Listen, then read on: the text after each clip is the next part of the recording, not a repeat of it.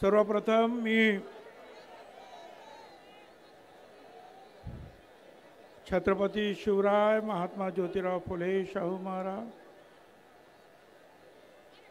Doctor Babasaheb Ambedkar Ahilyabai Holkar यांना वंदन करतो।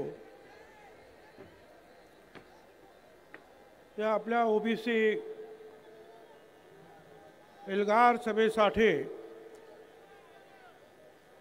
या सभामंचावर आले असलेले आणि आतापर्यंत ज्यांची आपण तडफदार भाषणं ऐकली असे धनंजयराव मुंडे, प्रकाश शेंडगे, आमदार गोपीचंद पडळकर, आमदार मनोज कायंदे, पंकज समीर, लक्ष्मणराव गायकवाड, शबीर अन्सारी, प्राध्यापक लक्ष्मण हाके, माजी आमदार संजय दौंड, तोताराम कायंदे, राजारामजी पाटील, मनोहर धोंडे, सत्संग मुंडे, बापू भुजबळ, नवनाथ वाघमारे, ईश्वर बालबुते, पीटी चव्हाण, राजेंद्र महाडोळे, संभाजी झुंजार, सुदर्शन घेरडे, माझ्या इतर सर्व नेते, माझ्या बांधवांनो, भगिनी आणि मातांनो,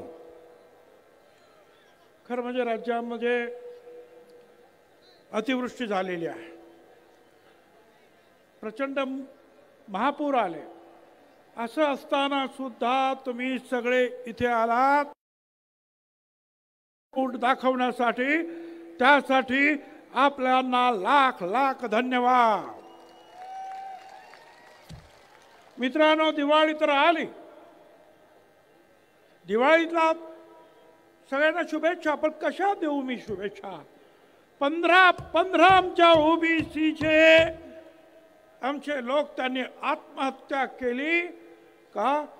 तर आमच्या ओबीसीचं आरक्षण संपलं म्हणून। कशी दिवाळी साजरी करायची आम्ही? माझी आपणाला विनंती आहे, आपण सगळ्यांनी लक्षात घ्या, मराठा समाजाला आमचा विरोध नाही।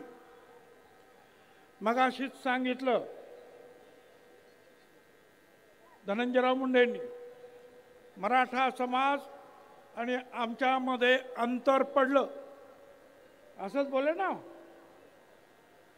अरे हे अंतर या अंतरवालीच्या दरिंदे पाटलामुळे पडलं।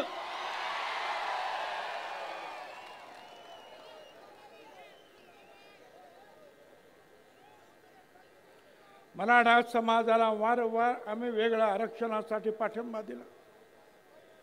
मराठा समाजाचे 58 मोर्चे निघाले, गुजरातमध्ये निघाले पाटीदार पटेल, पुढे राजस्थानात गुर्जर, हरियाणामध्ये जाट मोर्चे निघाले की आम्हाला सुद्धा आरक्षण पाहिजे।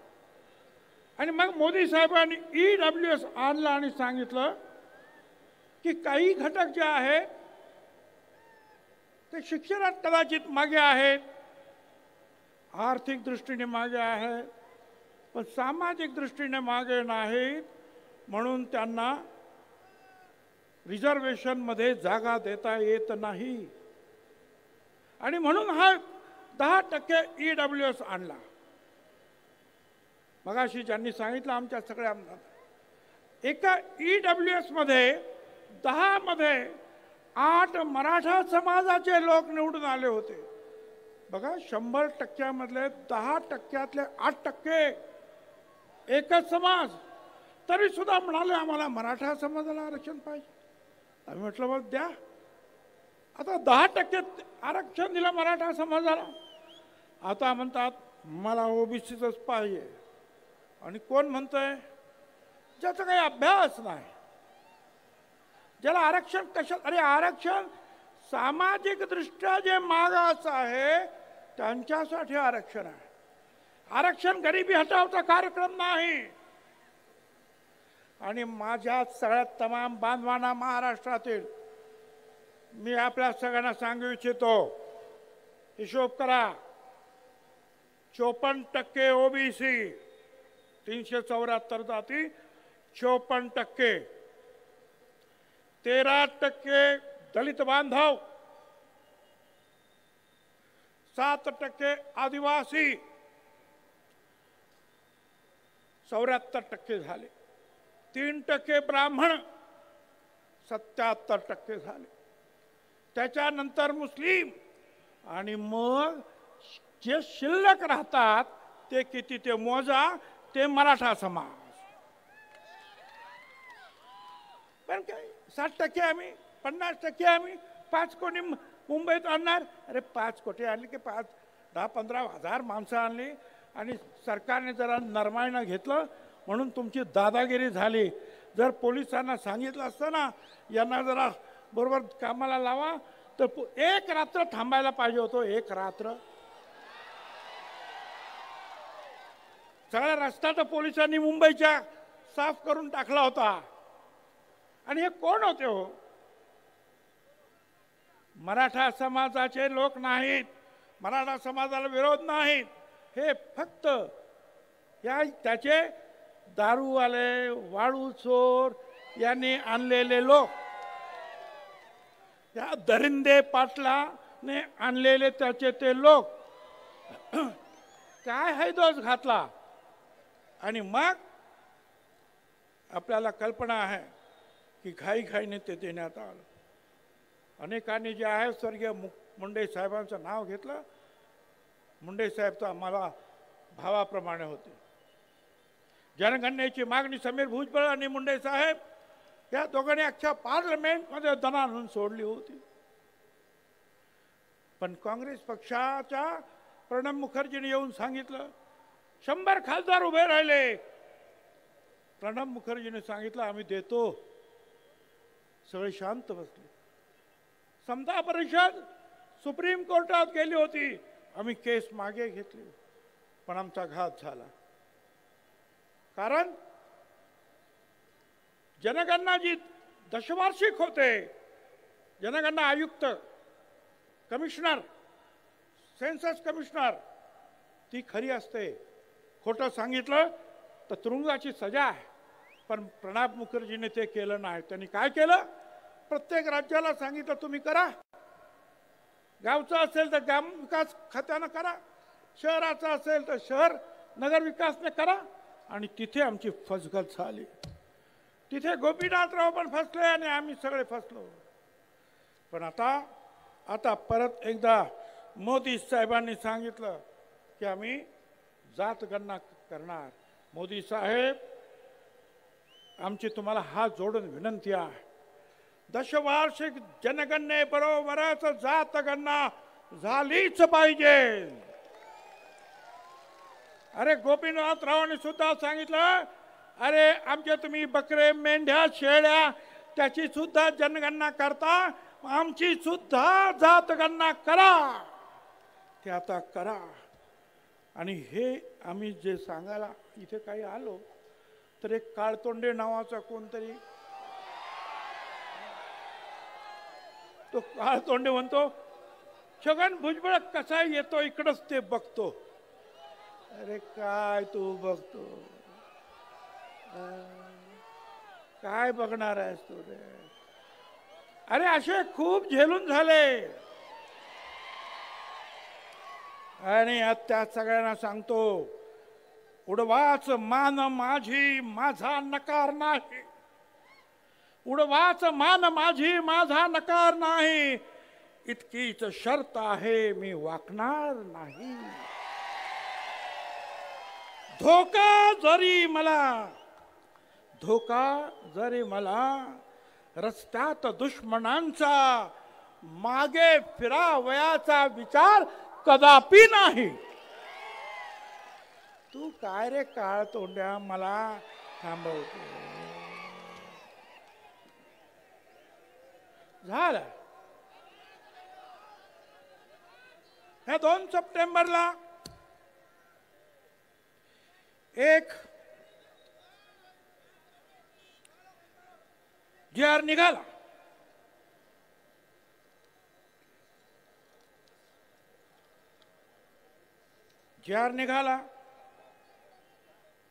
आम्ही कोर्टात गेलो. सोनार समाज, नाभिक समाज, कुणबी सेना, माळी महासंघ, समता परिषद, मोठे आमचे वकील उभे आहेत. माझी खात्री आहे आम्हाला न्याय मिळाल्याशिवाय राहणार नाही. पण आम्ही दुहेरी लढाई लढणार आहोत. एक तर न्यायदेवतेकडे आणि दुसरा जो आहे रस्ता तर आमच्याच बापाचा आहे, लक्षात ठेवा.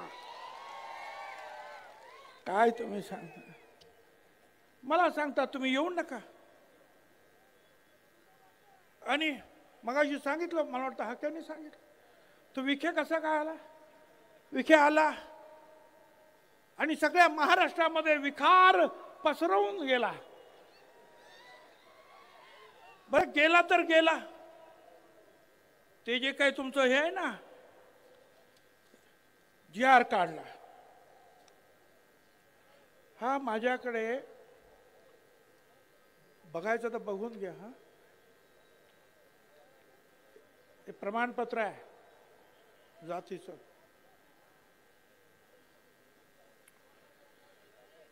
3 तारखेला 3 ऑक्टोबर 25ला सकाळी अर्ज केला. 3 ऑक्टोबर 25ला सकाळी अर्ज केला. त्याच दिवशी 3 तारखेला त्याच दिवशी संध्याकाळी जात प्रमाणपत्र मिळालं. अरे 8-8, 10-10 महिने लागतात. एवढे फास्ट कसे झाले तुमचे हे अधिकारी? हे सगळे जे आहेत अनेक सर्टिफिकेट त्याचे चेक झाले सकाळपासून संध्याकाळपर्यंत. मिळायला पाहिजे तर दाखवायला तयार आहे मी. पहा माझ्या हातात. मी CM साहेबांना सांगितलं, मी तुमच्या त्या आपल्या महसूल मंत्री बावनकुळेंना सांगितलं, म्हटलं एवढे फास्ट अधिकारी कधीपासून जन्माला आले या देशात? आम्हाला 10-10 महिने लागतात, याला 10 तासात. हे जर थांबवलं नाही ना तर लक्षात ठेवा, आपणच सांगितलं ओबीसी आमचा DNA आहे. हा DNA कधी सरकल काही सांगता येणार नाही. बरं या CM या विखेंनी बाबा दिला, त्याच्या हातामध्ये एक प्रमाणपत्र म्हणजे GR दिला. आणि आपण सगळ्या याच्यात पोलिसांची भरती असेल, शिक्षकांची भरती असेल, कुठे भरती असेल, आपण काय असतो पात्र व्यक्तींना नेमण्यात यावे. त्याच्यात म्हटलं होतं पात्र मराठा समाजाच्या व्यक्तींना नेमण्यात यावं. याने काय सांगितलं या दरिंदे पाटलाने? त्या विखेला म्हटलं तुम्ही इथं बसा, हा पात्र शब्द काढून या.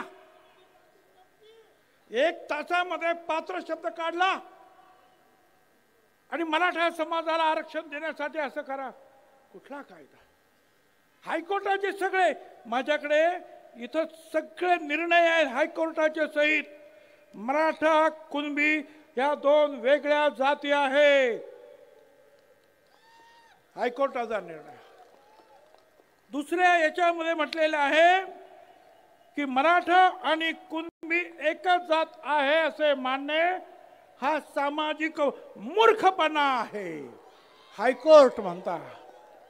अरे कसं काय तुम्ही देता? आणि इथे सुप्रीम कोर्टाने सुद्धा सांगितलं की मराठा समाज सामाजिक दृष्ट्या मागास नाही, त्यांना आरक्षण देता येणार नाही, हे त्यांनी सुद्धा सांगितलं. मग कसं काय तुम्ही देता? आणि त्यावेळेला CM कुठे होते? CM नागपूरला. इथे यांनी निर्णय घेऊन टाकला, पात्र पण शब्द काढून टाकला. CM ना मला सांगायचं आहे सावधान, ही जी मंडळी आहेत ना ही तुमच्या वाईटावर आलेली आहे, तुम्हाला अडचणी निर्माण करणार आहेत. त्यांचं टार्गेट ओबीसी नाहीये, त्यांचं टार्गेट देवेंद्र फडणवीस आहे, लक्षात ठेवा. या सगळ्या बीजेपीच्या सगळ्या नेत्यांना सांगतोय, आज तुम्हाला ओबीसीच्या ताकदीवर 125 135 आमदार मिळाले. त्या ओबीसीवर जर अन्याय कराल तर ओबीसी आज दूध खुळे राहिलेले नाहीत, लक्षात ठेवा. त्यामुळे लवकरात लवकर याच्यामध्ये आपल्याला मार्ग काढावा लागेल. काही लोकांनी तर एक पत्र पाठवलेत लोकांना, मी कुणबी आहे, ज्यांना कोणाला सर्टिफिकेट पाहिजे असेल त्यांना मी देऊन टाकतो की हा कुणबी आहे म्हणून. बघा फिरतंय सगळीकडे. अरे कुठलाही नागपूरचा एखादा कुणबी किंवा कुठला, आणि तो आपल्या कोल्हापूरला सांगणार की हा माणूस कुणबी आहे. काय आहे? अरे कायदा आहे की नाही? मी आता नागपूरचा निघाला म्हणून सांगितलं, नागपूरचं मला आठवलं. नागपूरला मोर्चा काढला, वडेट्टीवार साहेबांनी काढला. आमचा विरोध नाही. इथेच अंबडला पहिल्यांदा वडेट्टीवार साहेब आले आणि त्यांनी सांगितलं की पक्ष वगैरे बाजूला, हा पिवळा झेंडा हा एकत्र घेऊन आपण जाणार आहोत, लढणार आहोत. परत आमची दुसरी रॅली झाली हिंगोलीला. त्यांना बोलवलं, काय माहिती प्रेशर आले, येतो म्हणून सांगितलं, आलेच नाही. नगरला बोलवलं, अरे या, आलेच नाही. पंढरपूरला रॅली, अरे या, आलंच नाही. अनेक रॅली झाल्या, बीडला झाले, अरे या, नाही आले. कुठला प्रेशर तुमच्यावर होतं? तुम्ही सांगितलं होतं ना की आम्ही ओबीसीला तुमच्या बरोबर राहणार, मग का नाही राह? मला काही आमच्या ज्या संपादकांनी फोन केला, तुम्ही का नाही आलात नागपूरच्या रॅलीला, का नाही आलात सांगू? ऐका रे तो व्हिडिओ, जरा लावा तो व्हिडिओ असेल तर. आवाज द्या, आवाज.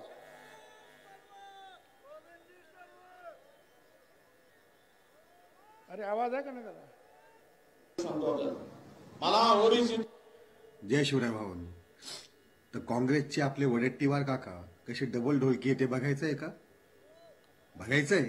गाण्या लावरे तो व्हिडिओ. मी आजही जोरगीराने सांगतो आपल्याला, मला ओबीसीतून या, कारण हा निजामच्या वेळेस मराठवाड्यातला कुणबी समाज, मराठा समाज हा ओबीसी होता, हे मला माहित आहे.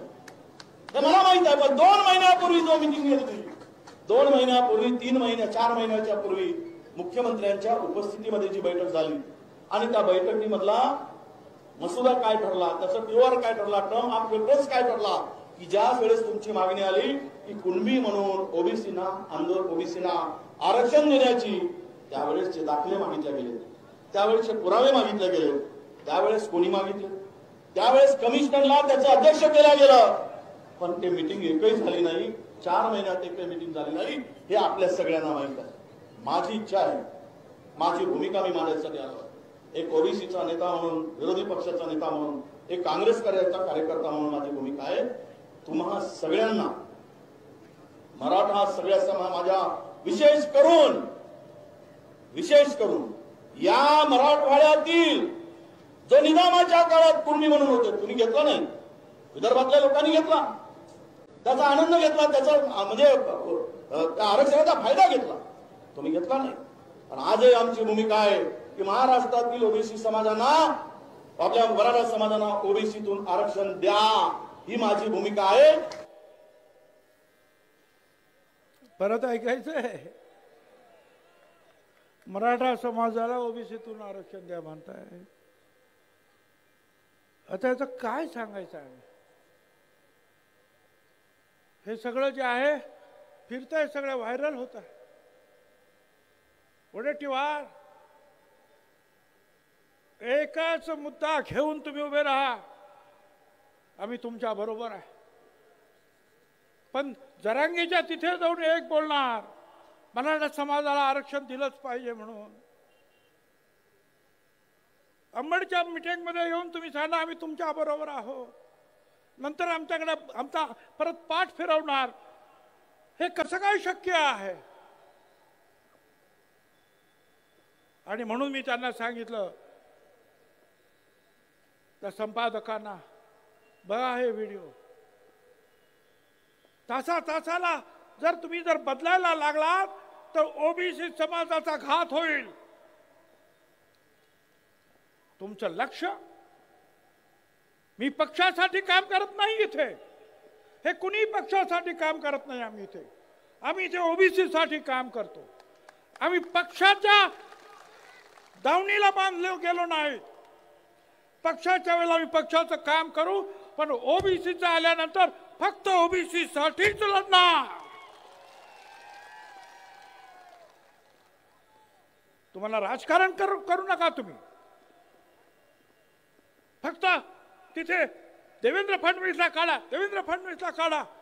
अरे तुम्हीच तर म्हणाला होतात ना मराठा समाजाला आरक्षण द्या, आणि परत म्हणतात देवेंद्र फडणवीसला काढा. तुमचं राजकारण आहे.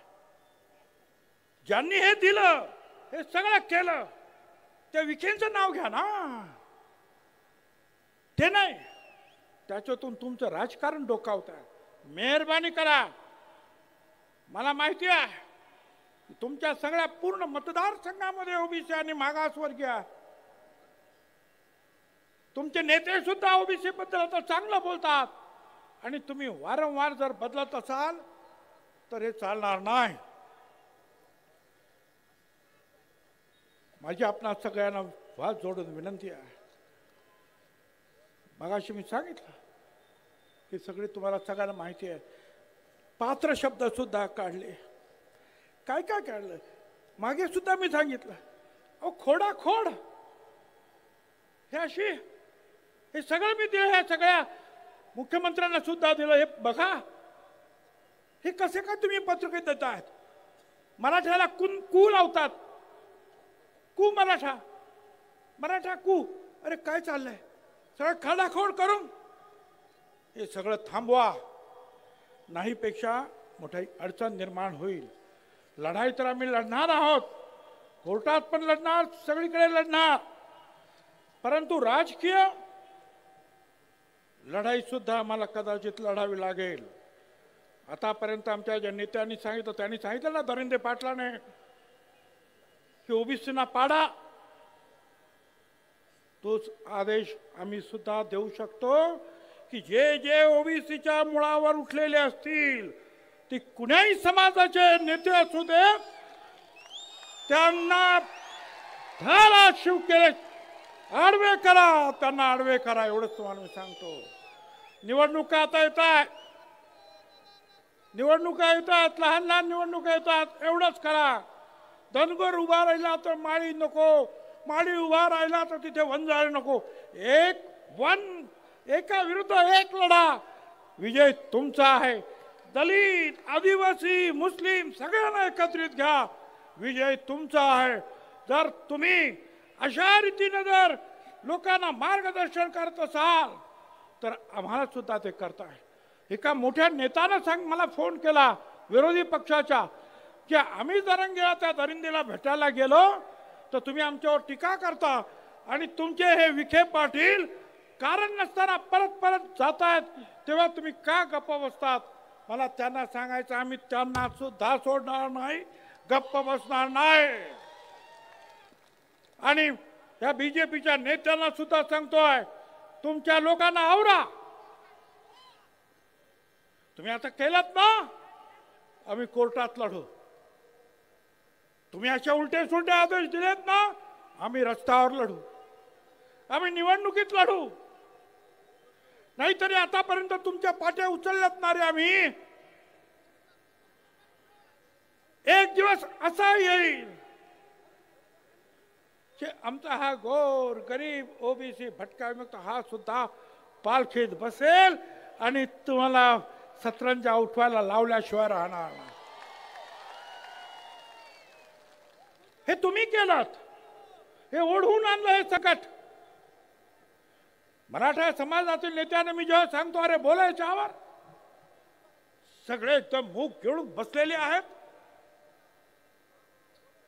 त्याचा अभ्यास नाही.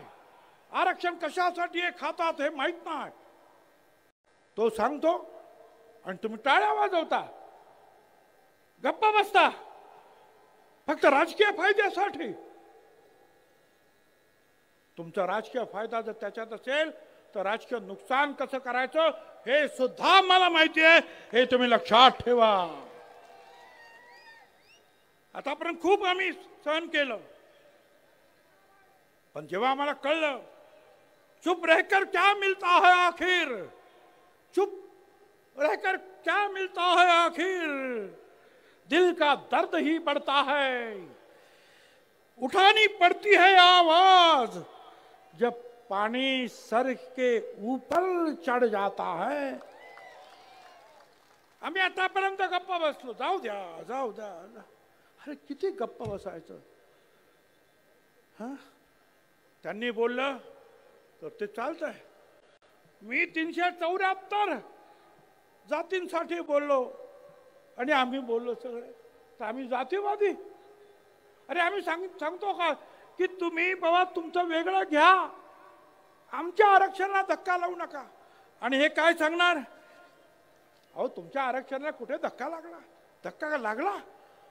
आज इथे लाखो लोक बसलेले आहेत. जेवढे आत आहेत ना तेवढे बाहेर आहेत. हे तुमचे ड्रोन फिरतायत, दाखवतायत. आता मला सांगा, या 1,00,000-2 लाखांमध्ये आणखीन 2 लाख जर इथं टाकले तर आमच्या मानगुटीवर बसतील का नाही? तुम्ही काय सांगणार? तुम्हाला बाहेर नाही काढलं, फक्त तुमच्या मानगुटीवर यांना आणून बसवलं. काय वेडे समजले का रे आम्हाला तुम्ही? अख्खं आयुष्य गेला हे लढण्यामध्ये. आम्हाला मूर्ख समजू नका. एक आवाज जर बंजारा समाजाने दिल्याबरोबर आदिवासी समाज उठला. मला त्याबद्दल जास्त काय बोलायचं नाही, पण आम्ही मात्र गप्पा बसायचा आहे आणि मराठा समाजाला आमच्या बोकांडी बसून घ्यायचा आहे. कुठला न्याय आला? ईडब्ल्यूएस तुम्ही घेणार, मराठा आरक्षण तुम्ही घेणार, ओबीसी मध्ये तुम्ही घेणार. अरे महाराष्ट्र काही 7 बाराव दिला का रे लिहून तुमच्या? छत्रपती शिवाजी महाराजांचा महाराष्ट्र. हे सगळे जे आहेत ना माझ्या मागे बसलेले, यांचेच पूर्वज लढले. अरे बेरड समाजाचा आमचा बहिर्जी नाईक होता जीवा म्हणून वाचला शिवा जिजामाता म्हणाला. तो आमचा नाभिक समाज जेव्हा महालेचा शिवा काशीचा ब्राह्मण समाज सुद्धा लढला. बाजी प्रभू देशपांडे, रायबा महार लढला, मुस्लिम सरदार लढले. आणि आज तुम्ही शिवाजी महाराजांचं नाव घेऊन, मगाशी सांगितलं आमच्या राजाराम पाटलांनी, हा आगरी कोळी समाज महाराजांनी पहिला आरमार निर्माण केलं या देशात आणि सागरी सरहद्द त्याचं रक्षण केलं.